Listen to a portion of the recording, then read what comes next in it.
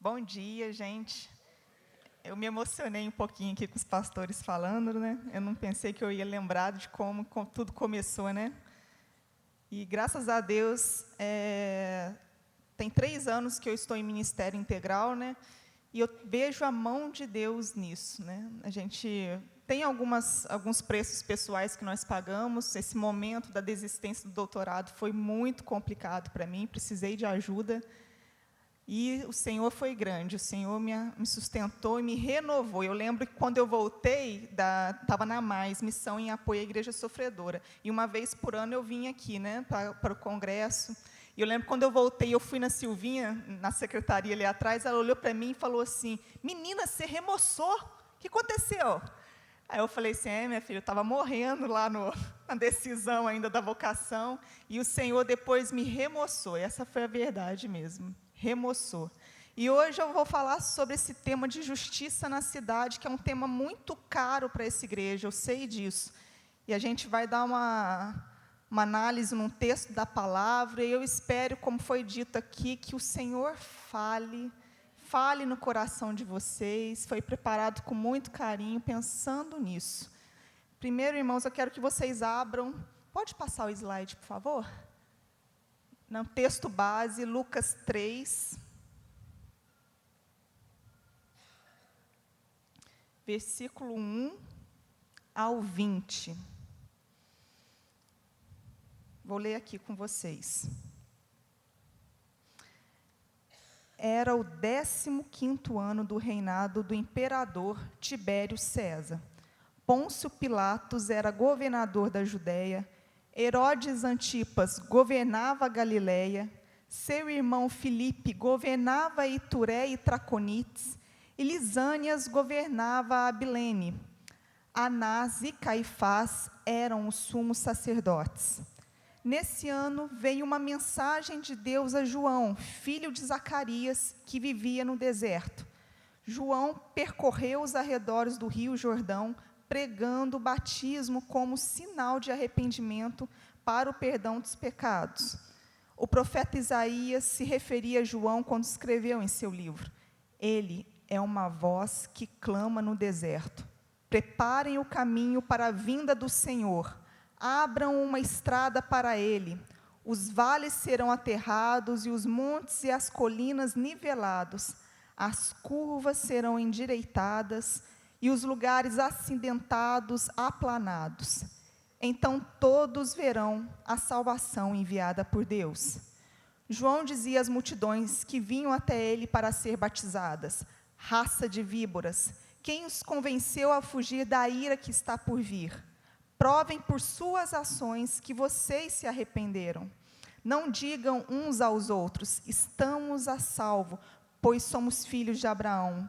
Isso não significa nada, pois eu lhes digo que até destas pedras Deus pode fazer surgir filhos de Abraão. Agora, mesmo o machado do julgamento está pronto para cortar as raízes das árvores. Toda árvore que não produz bons frutos será cortada e lançada ao fogo. As multidões perguntavam: o que devemos fazer? João respondeu: se tiverem 2 vestimentas, deem uma a quem não tem. Se tiverem comida, dividam com quem passa fome. Cobradores de impostos também vinham para ser batizados e perguntavam: mestre, o que devemos fazer? Ele respondeu: não cobre impostos além daquilo que é exigido. E nós, perguntaram alguns soldados, o que devemos fazer? João respondeu: não pratiquem extorsão, nem façam acusações falsas. Contente-se com o seu salário. Todos esperavam que o Cristo viesse em breve e estavam ansiosos para saber se João era ele. João respondeu às perguntas deles, dizendo: eu os batizo com água, mas em breve virá alguém mais poderoso que eu, alguém tão superior que não sou digno de desatar as correias de suas sandálias. Ele os batizará com Espírito Santo e com fogo. Ele já tem na mão a pá e com ela separará a palha do trigo, a fim de limpar a área onde os cereais são debulhados. Juntará o trigo no celeiro, mas queimará a palha no fogo que nunca se apaga. João usou muitas advertências semelhantes ao anunciar as boas novas ao povo. João também criticou publicamente Herodes Antipas, o governador da Galileia, por ter se casado com Herodias, esposa do seu irmão, e por muitas outras maldades que havia cometido. A essas maldades, Herodes acrescentou outra, mandando prender João. Vamos orar, irmãos? Senhor, essa é a tua palavra, Senhor. E a tua palavra é a verdade. E a tua palavra nos santifica. Espírito Santo, ministra a cada um aqui de acordo com a tua palavra, de acordo com a vontade do nosso Deus. Em nome de Jesus, amém. Pode passar o slide, por favor. Irmãos, a gente agora acabou de ver uns episódios da vida de João Batista, que foi o último profeta até a instauração da nova aliança. Grande profeta, maior profeta, diz a palavra. Só que, se nós lermos cuidadosamente os livros proféticos, nós vamos entrar em contato com a figura do Nabi. Nabi em hebraico, profeta. E se formos olhar direitinho, lermos com atenção, nós podemos destacar 3 ações primordiais de um profeta. O Nabi, do Antigo Testamento, ele fazia o quê? Ele proclamava, denunciava e resistia. São essas as ações primordiais do Nabi. Proclamava porque o Espírito de Deus estava sobre ele. Então, ele falava do Deus Criador, do Deus Todo-Poderoso, justo juiz, que está em missão na terra e que fez a promessa que o seu filho, o Messias, viria para salvar os homens. Ele denunciava porque ele estava ciente sempre do seu contexto político, histórico, e sempre colocava a público, as estruturas de maldade, condenando elas, dizendo que aquilo não era a vontade do nosso Deus para os homens. E quem proclama e quem denuncia, vai ter que resistir, gente? E ele resistia. O Nabi sempre resiste às represálias e repreendas do inferno sobre a vida dele, não negociando a sua missão. Então, sempre quando vocês pensarem em profetas no Antigo Testamento, dos nabis, lembre-se dessas 3 ações primordiais. O profeta, ele proclama. O profeta, ele denuncia, e o profeta, ele resiste. E tendo como pano de fundo o tema da justiça na cidade, iremos ver, através da análise desse texto sagrado, como João Batista irá agir nas 3 ações primordiais de um profeta. Então, pode passar, por favor, slide. Sendo Anás e Caifás, sumos sacerdotes, veio no deserto a palavra de Deus a João, filho de Zacarias. Tem uma coisa aqui que a gente precisa entender. Lucas está quase fazendo uma denúncia para a gente. Parece que Anás e Caifás eram sumos sacerdotes. Pelo que nós lembramos do Antigo Testamento, parecia que aquele que entrava no Santo dos Santos só poderia ser um, e não 2. Não é verdade? E pelo que eu me lembro, a palavra também diz, se lermos um pouquinho mais à frente, que um é sogro e o outro é genro.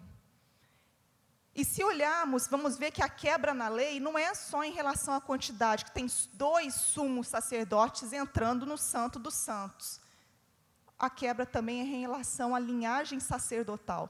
Parece que, se nós olharmos no capítulo 2 de Lucas, Zacarias foi o último sumo sacerdote. Logo, quem seria o próximo? João Batista. Então, a gente percebe o quê? Que Lucas está fazendo uma denúncia para a gente. Ele está sendo o profeta da vez, denunciando um estado de crueldade dentro das relações religiosas. Parece que Deus não mais falava pelo templo. Parece que Deus decidiu falar desde o deserto e através do seu verdadeiro sumo sacerdote, João Batista.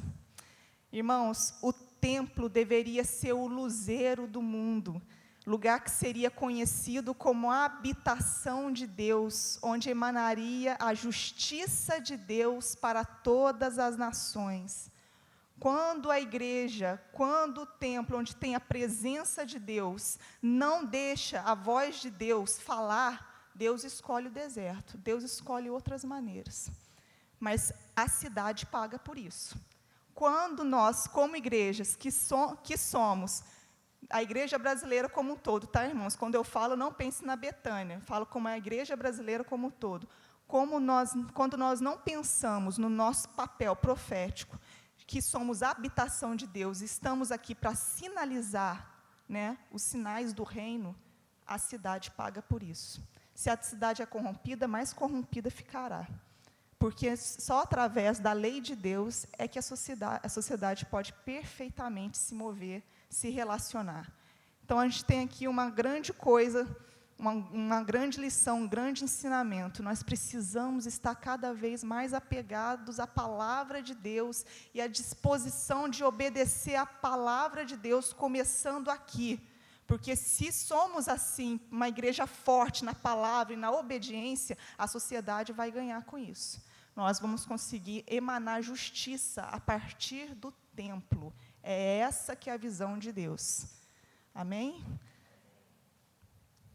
Para isso, pode passar, por favor? Ratificando esse pensamento, né,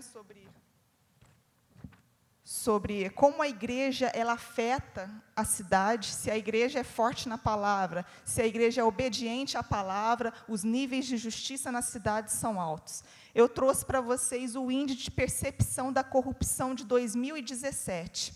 Nesse índice de percepção da corrupção, feito pela Transparência Internacional, uma organização que fiscaliza as 180 nações no mundo sobre como que estão os níveis de corrupção nelas. E, em 2017, vejam o Brasil aí, irmãos, ficamos na posição 96, pontuamos 37. E, se vocês verem na classificação de pontuação, quanto mais perto do 100, as nações são altamente íntegras. Quanto mais perto do 0, as nações são altamente corruptas. E o Brasil, que em 2016 estava na posição 79, foi para 96 em 2017. Tivemos uma queda. E eu nem quero ver como que vai ser o índice de percepção da corrupção em 2018. Como que ele vai fazer, quais os dados vão ser. Mas o que eu queria conversar com vocês era sobre essa primeira relação. As 12 primeiras nações que pontuaram mais, né, de 81 a 89, são nações que possuem influência protestante na construção das suas leis, ética e moralidade. Isso é bom que nós percebemos isso. Se a igreja é forte, os níveis de justiça na cidade são altos.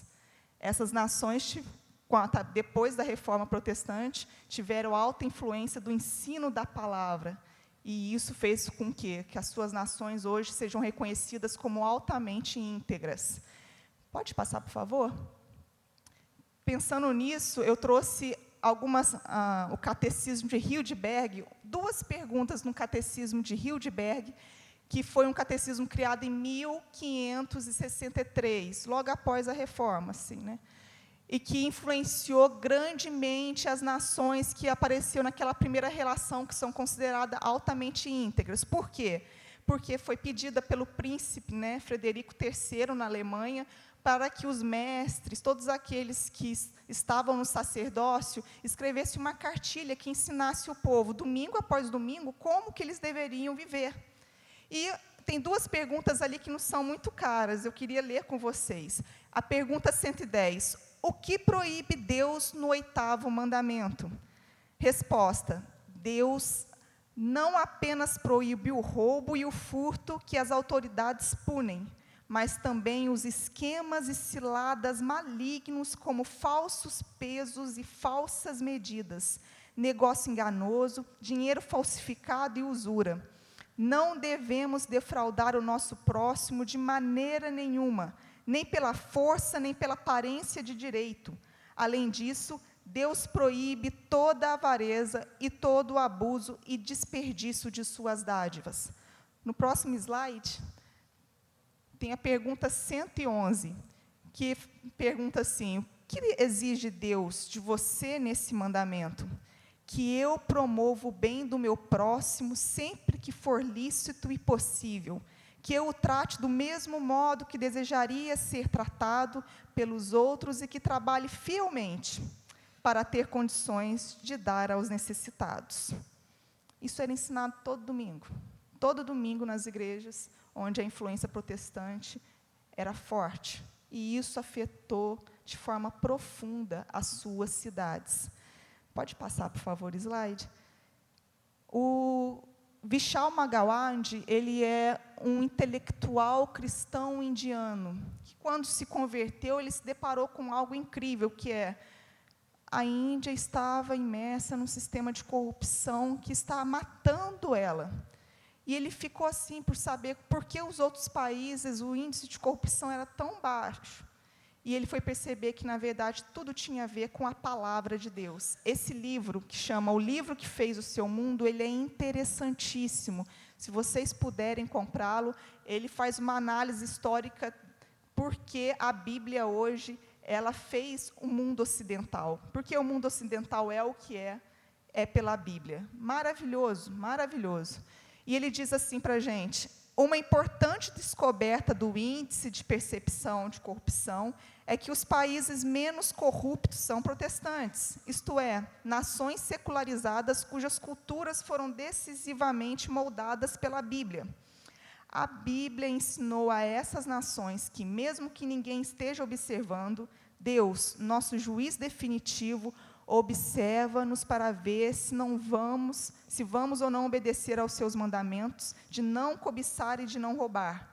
Conforme a Bíblia, não há criatura alguma diante dele, não há criatura alguma encoberta, diante dele. Antes todas as coisas estão nuas e patentes aos olhos com quem temos de tratar. Pode passar, por favor. Irmãos, já então fechamos esse primeiro bloco de estudo, que a gente percebeu o quê? Nós precisamos ser cada vez mais influenciados pela Bíblia.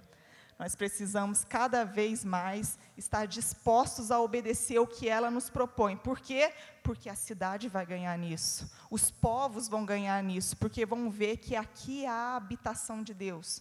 O jeito certo de se relacionar, o jeito certo de se tratar, de fazer negócios, de comprar, vender, tudo vem da palavra de Deus, está contida na palavra de Deus.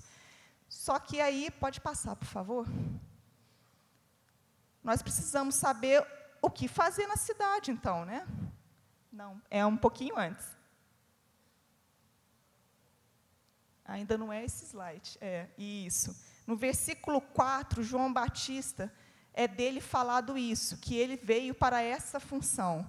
Voz do que clama no deserto, preparai o caminho do Senhor, endireitai as suas veredas.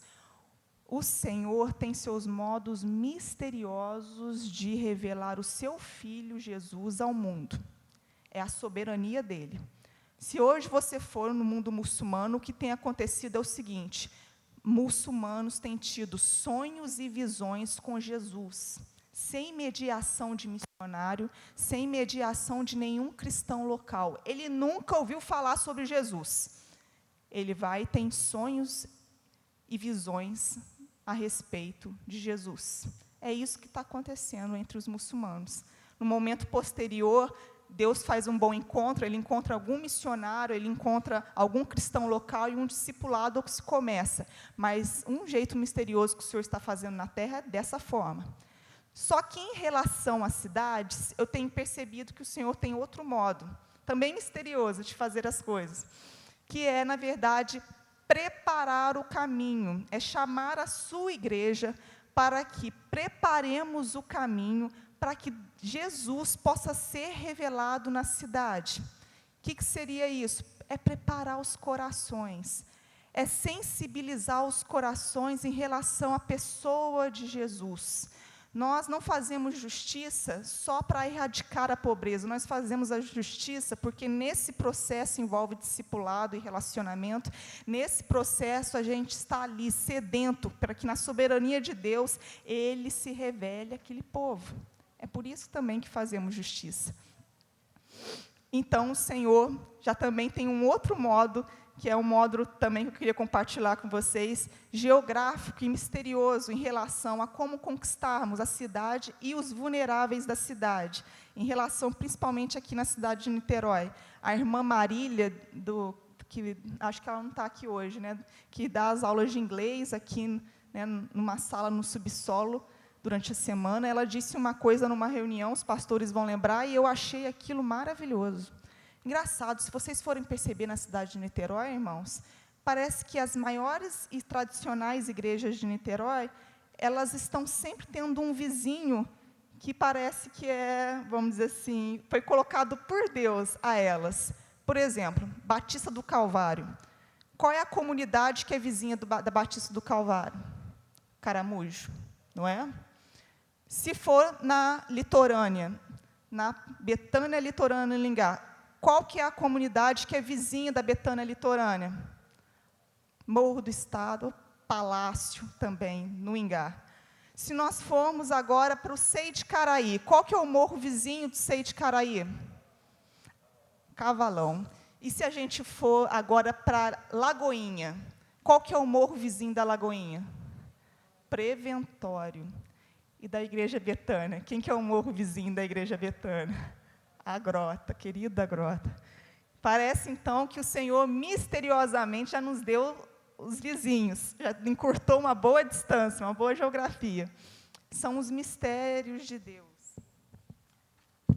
Porém, pensando nisso, em como preparar o caminho, eu queria conversar com vocês, pode passar o slide, por favor, sobre o conceito de equidade. Ok, o Senhor, então, está com essa estratégia. Nós vamos preparar o caminho, chegar à cidade, aos habitantes da cidade, chegar até aos vulneráveis, através de atos de justiça, fazendo, então, com que os corações deles sejam sensibilizados, através da restauração da dignidade de cada pessoa. Só que como fazer isso? E o conceito de equidade vai nos ajudar a pensar em como fazer isso. A palavra equidade quer dizer justiça, retidão, imparcialidade. Ela é pouco conhecida por nós, porque ela aparece 19 vezes no Antigo Testamento e 2 vezes só no Novo Testamento. E ela também é pouco conhecida por nós, porque ela carrega um pensamento errôneo sobre ela. Eles pensam muito no conceito de equidade como tendo o mesmo significado de igualdade. E não é. Nas palavras do professor Jorge Henrique Barro, né, ele é professor da Faculdade Teológica Sul-Americana, equidade é mais do que tratar a todos de maneira igual, como preconiza a teoria social de igualdade jurídica. Equidade concebe igualdade, considerando expressamente as devidas diferenças, visando alcançar um padrão bíblico de justiça, a justiça do reino de Deus. Irmãos, vamos ver, então, a primeira situação que se apresenta nessa imagem. Parece que foi dada a todos a mesma oportunidade. Cada um recebeu um caixote. É igualdade, não é? Igualdade. Porém, vocês estão percebendo que as pessoas, por elas mesmas, 2 ali não conseguem colher a sua própria maçã. Mesmo dando uma oportunidade a elas, elas não vão conseguir alcançar a maçã, colher por elas mesmas sua própria maçã. Então, a gente tem que pensar em como que nós vamos preparar esse caminho, como vamos fazer justiça na cidade, porque se for pela via só da igualdade, pode ser que a gente não consiga. Mas se formos pela via da equidade, talvez sim. Qual que é o problema da igualdade? Porque, como falou aqui, é a teoria social da igualdade jurídica. Você tem que prover a igualdade, então, prover oportunidade, sempre pensando em um grande número de pessoas. Então, é prover o mesmo para muitos. E, ao prover o mesmo para muitos, muitas das vezes acontece o quê? Nós tratamos os habitantes da cidade como uma massa uniforme.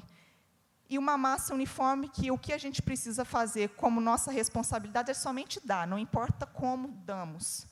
E se eles conseguem ou não colher suas próprias sementes, isso aí já é problema deles. Só que na equidade não. A equidade, ela vê o quê? Ela vê as devidas diferenças. E por que nós estamos combatendo aqui, mostrando para vocês esse conceito de igualdade, a gente precisa parar e pensar melhor nele. Porque, através desse conceito de igualdade, nós caímos, sabe no quê? No velho, triste assistencialismo. De acordo com a Landa Cope, eu vou ler aqui para vocês, ela disse assim: assistencialismo são práticas que não contemplam o empoderamento das pessoas assistidas. A princípio, parece lógico prover auxílios aos vulneráveis de acordo com as suas necessidades imediatas. Porém, a longo prazo, o efeito é contraprodutivo e devastador. Na verdade, gera ainda mais pobreza. A ideia principal que há no assistencialismo não é bíblica. Então, parece que, se a gente quer igualdade, a gente vai ter que pensar um pouquinho melhor do que prover o mesmo para muitos. E a gente vai pensar, então, de acordo com essa segunda situação. Parece que na segunda situação ali, onde fazemos pelo método da equidade, oportunidades foram dadas levando em consideração as necessidades específicas das pessoas. Parece que não é o mesmo para muitos. Igual a Livânia falou na última aula, é necessário que a gente dialogue com a cidade, levando em conta a sua pessoalidade. Não são 499 mil habitantes em Niterói, são 499 vidas únicas. Únicas, não há nada como elas. Nada parecido. Foi assim que Deus fez, imagem e semelhança de Deus. Então, a gente precisa olhar para a cidade na sua pessoalidade. E é isso que o conceito de equidade faz. Então, ele faz o quê? Ele oferece apoio, sim, porque o objetivo é que ela colha por si própria a sua maçã. Ela empoderada, a pessoa tendo autonomia. É assim que a equidade vê. Mas, para isso, nós precisamos pensar qual é o apoio que precisamos dar a elas. E, tendo esse conceito de equidade norteando o nosso modo de fazer justiça na cidade, enquanto igreja, e agora eu quero falar mais entre os vulneráveis, eu quero citar 3 passos que devemos fazer, tendo a equidade como nosso pano de fundo. Primeiro, para preparar o caminho, irmãos, nós precisamos ter iniciativas encarnacionais. O que é isso, encarnacional? Baseado naquele versículo, assim como o Pai me enviou, eu vos envio, João 20, 21. Nós precisamos de mais iniciativas que encurtem as distâncias entre nós e os vulneráveis da cidade, entre nós e os feridos da cidade. Então, nós precisamos estar onde eles estão. Muitas das vezes a gente pensa numa estratégia para trazê-los para cá, né, no lugar da igreja, no templo. Mas, às vezes, a gente precisa entender que preparar o caminho é fazer iniciativas encarnacionais, estar onde eles estão, é estar buscando identificação a mais próxima possível. Segundo passo, nós precisamos ver os habitantes da cidade enquanto grupos de pessoas. Nós precisamos pegar algumas ferramentas do saber da antropologia e trazer para o campo da eclesiologia. Por quê? Porque a gente precisa identificar e categorizar grupos de pessoas na cidade. Não podemos, igual eu falei, tratar a Niterói como uma massa de gente. Nós precisamos ver os grupos. Por quê? Primeiro, porque você não vai dar conta de todos os grupos da cidade. Nós precisamos sondar o nosso coração e escolher um grupo. Mas você primeiro precisa saber quais são os grupos que há na cidade. Nós precisamos nos perguntar qual é o hábito de vida desse grupo, como se relacionam, quais são as suas necessidades, quais seriam as estratégias melhores empregadas para eles. Precisamos sentar com antropólogos, gente, precisamos entender como que é a nossa cidade, através de grupos de pessoas, e não massa de gente. Grupos de pessoas. Terceiro passo, se queremos preparar o caminho, é sempre ter como metodologia o relacionamento.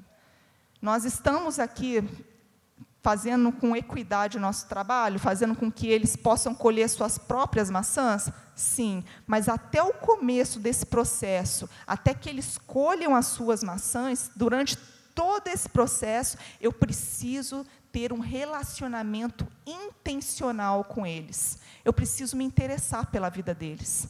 Eu preciso me perguntar quem eles são, como eles vivem, do que eles gostam, se a sobremesa deles no domingo, né, depois de ver, sei lá, alguma coisa, é sorvete, se eles gostam de jogar futebol. Eu preciso saber da vida deles, interesse. Preciso mostrar interesse. Fazer justiça é algo que é um mandamento de Deus? Sim, mas Ele pede também que seja feito pelos relacionamentos, se relacionando com eles. Então, para fazer justiça na cidade, a gente vai sempre pensar não como pensando em igualdade a todos, mas pensando em equidade.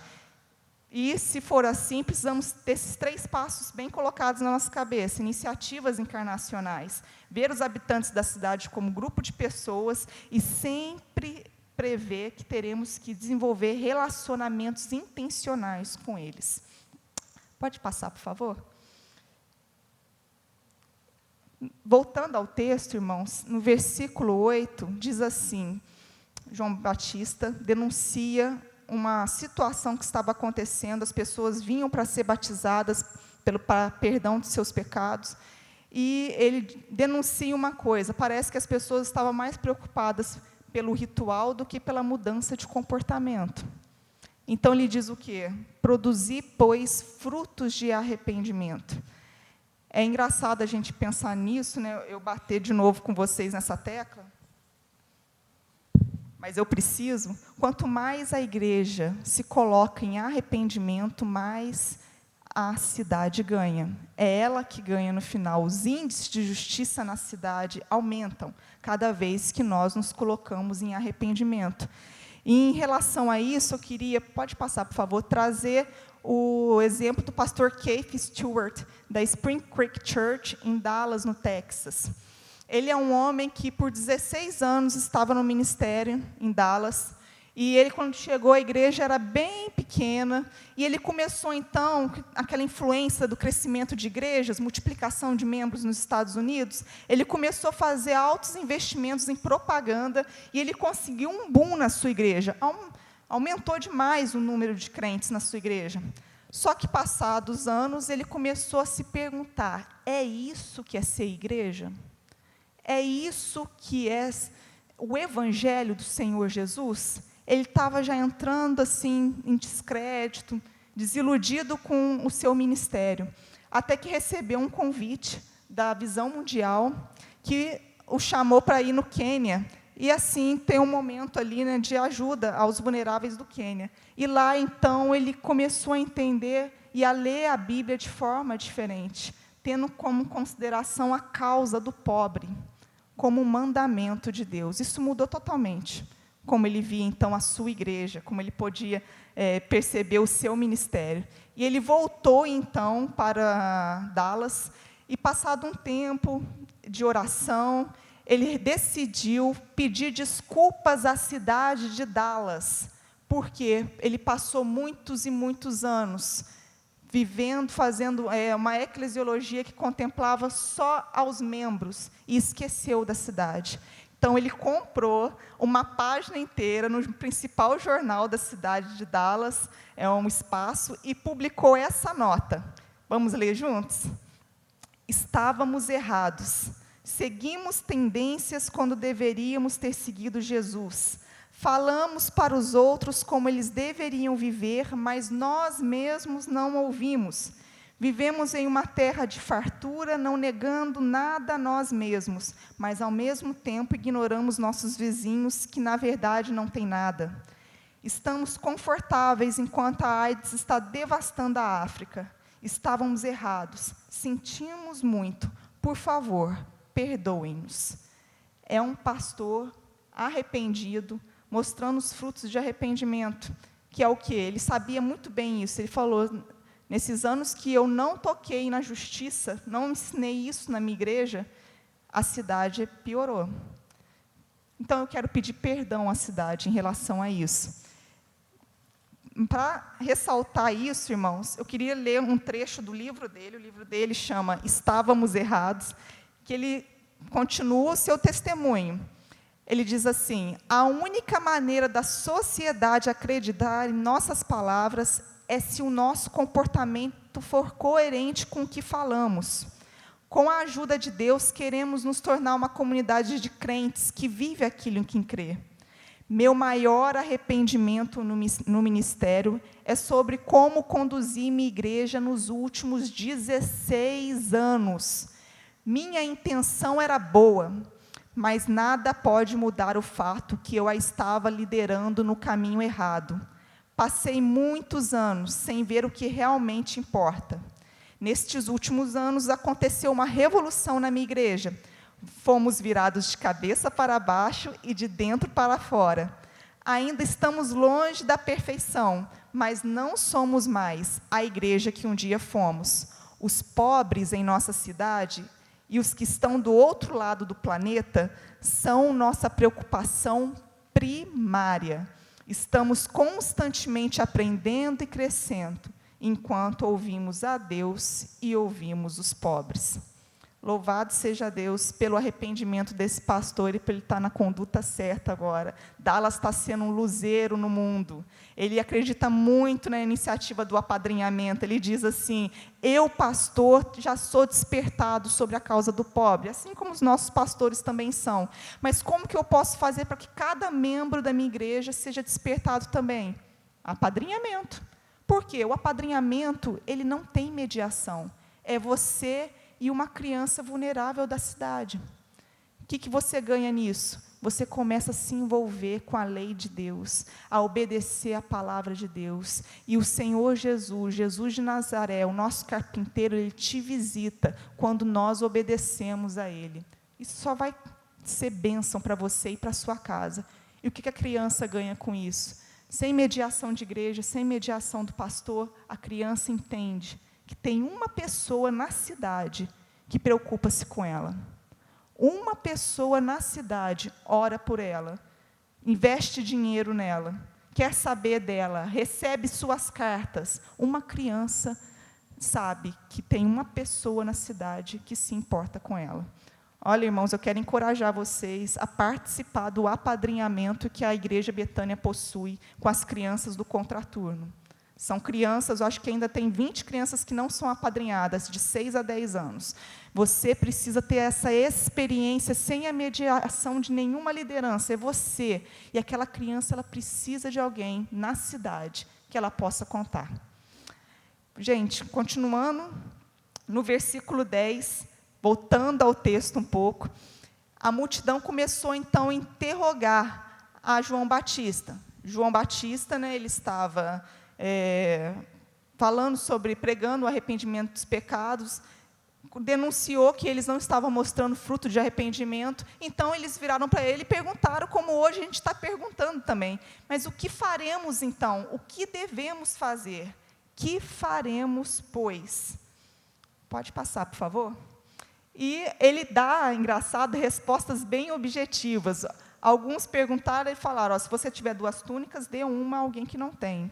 Se você tem comida a mais, dê àquele que nada tem de comida.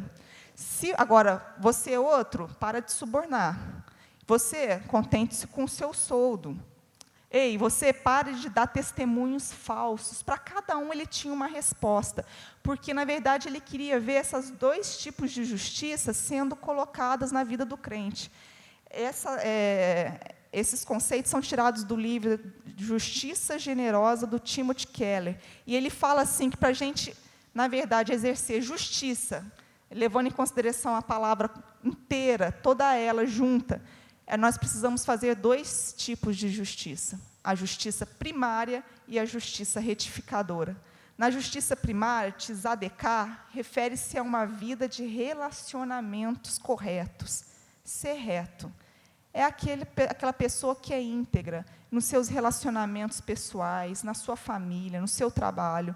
Ninguém fala dela, porque sabe que é uma pessoa que anda reto. Agora, a justiça retificadora já é outra coisa.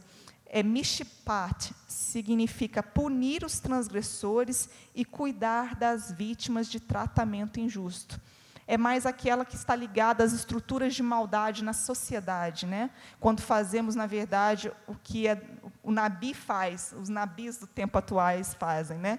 Quando denunciamos estruturas de maldade. Só que Timothy Keller está fazendo assim, uma advertência para nós. Só é justiça social, só é justiça no sentido total da palavra, se fazemos as duas coisas, justiça primária e justiça retificadora. Pode ser que na sua vida hoje você, justiça primária, ok, não defraudo ninguém, não roubo, ando reto e ainda faço mais às vezes do que me pedem. Amém. Mas será que a justiça retificadora está sendo feita? Ou a pessoa é aquela que é ativista, está denunciando a maldade, né, nos relacionamentos do poder, mas dentro de casa, será que ela é reta? Nós precisamos desse equilíbrio, para a gente fazer justiça no sentido inteiro da palavra, né? Como está escrito aqui, que o Timothy Keller falou, fazer justiça inclui não apenas o conserto do que está errado, mas também generosidade e interesse social entre os pobres e os vulneráveis. Quando as palavras de Tzadekah e Mishpat aparecem entrelaçadas na Bíblia, como acontece quase 40 vezes, nossa expressão que mais se aproxima do significado original é justiça social. Pode passar, por favor. Irmãos, agora eu vou falar sobre a parte, já falamos que o Nabi, ele proclama, denuncia e resiste. E agora a gente vai entrar nessa parte, na última parte, que é resistir, e trazer para nós. Como eu falei, o Nabi, essa palavrinha hebraica, é do Antigo Testamento, né? Porém, após a instauração da Nova Aliança, quem que são os Nabis? Nós, é a sua igreja. Então, eu estou vendo vários Nabis do século 21 aqui. São vocês os Nabis. E a gente precisa agora ouvir uma advertência do Senhor em relação à resistência. O profeta ele precisa resistir. E aqui a gente tem duas advertências que João Batista nos mostra através da sua vida. Aqui no versículo 15 fala assim, estando o povo em expectação e pensando todos de João em seus corações, se porventura seria o Cristo. Irmãos, aquele momento, João Batista falando com paixão, né, cheio do Espírito Santo, você imagina, as multidões começaram a olhar para ele e perguntar, opa, será que não é ele o Messias? Eu acho que sim, hein? Eu acho que é ele o Messias. Imagina se ele diz que é, né, ele é ovacionado pela multidão.